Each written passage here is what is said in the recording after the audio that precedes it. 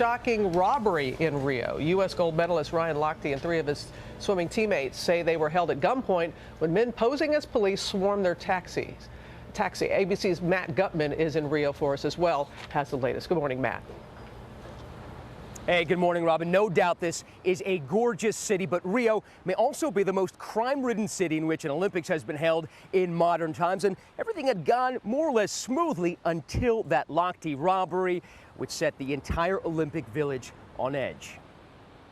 Ryan Lochte, one of the most decorated swimmers in history with 12 career Olympic medals, says he was in a taxi with teammates after an evening out when suddenly men in police uniforms flashed badges, pulling it over as they were headed back to the Olympic Village. Lochte had been partying and posing for pics with snowboarding great Shaun White at this club.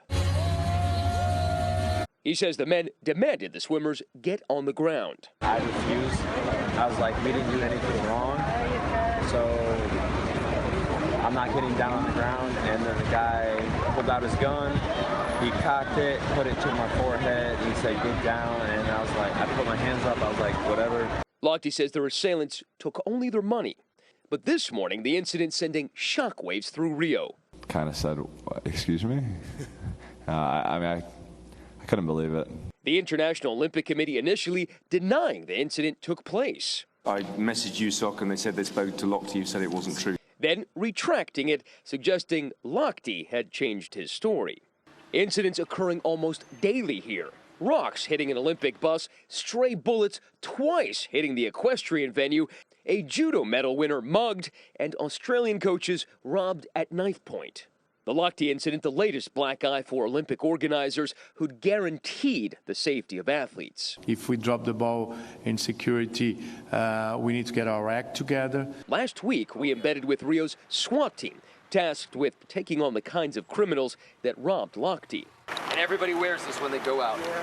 Everybody. They have to. They say the city's notorious gangs target them daily. This feels like when you go out of this perimeter like you're going into war. Now, Brazilian police telling us in a statement that Lochte and his teammates were so drunk that they couldn't give a coherent description of their assailants or their getaway car. Now, Lochte, so good in the pool, may now be in hot water. Olympic officials suggesting he misled them, at least initially, about what really happened yesterday. Guys. Yeah, a little too much celebration there. All right, Matt, you were there. What's the situation like in Rio? You know, I think it's very fun and everyone's having a good time and celebrating, but you have to remember you are in a country where things can be unsecure. And so I had a situation similar where we were pulled over.